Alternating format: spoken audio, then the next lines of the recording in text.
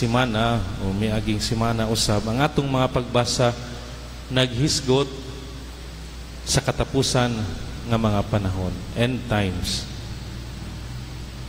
Gikan sa miaging mga pagbasa og karon hapit na matapos ang liturhikanhon nga tuig.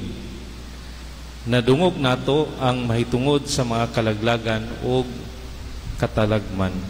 Ug karon ang ebanghelyo nagisgot bahid sa mga paglutos o pagkabahin-bahin. Ang bisan kinsa nga nagsunod kang Hesus kinahanglan mahimong saksi sa iyang gihimo o giwali. Kinahanglan maghatag kita og pagpamatuod kang Hesus nga kita iyang mga sumusunod. Ang tinuod nga sumusunod ni Hesus andam nga moagi sa kasinatian niya. Andam siya nga magkinabuhi sama kang Hesus. Andam siyang mudawat sa nahitabo sa iyang kinabuhi. Ingon nga gihulagway sa ebanghelyo adunay mga paglutos. Si Jesus mingon ilang dakpon og lutoson kamo, itugyan kanila sa mga sinaguga ug sa mga prisuhan ug dadon kanila atubangan sa mga hari ug mga gobernador tungod sa akong ngalan.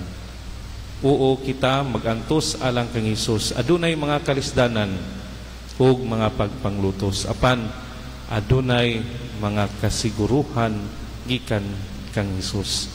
Unsa kana nga mga kasiguruhan?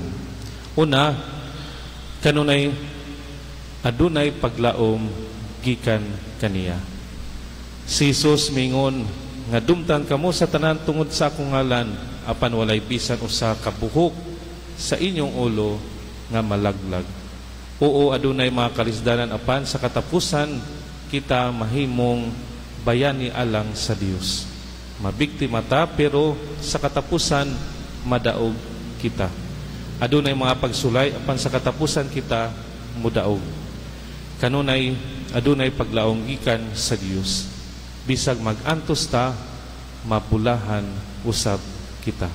Bisan kung kita ipadala og magkatibulaag sama sa pan, kita bahinon ug sa katapusan maluwas ug mahimong tinubdan sa kaluwasan sa uban.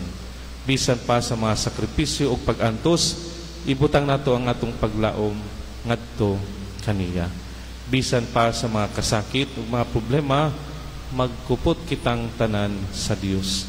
Ang Dios mao ang atong paglaom, siya ang atong ganti.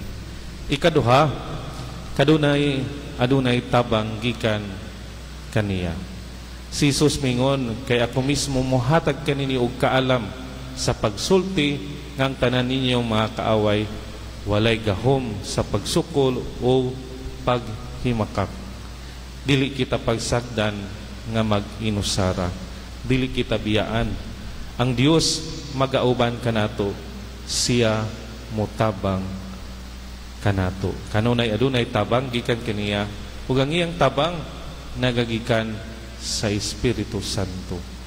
Atong hinumduman nga kung ang mga panglutos gitibigan alang sa mga nagsunod ni Jesus, busa ang balaang proteksyon ug tabang gihatag usab sa mga nagpabilin nga lig-on o matinud-anon kaniya. Sigurado nga gikan sa Dios aduna kanunay nga paglaom o tabang. Amen.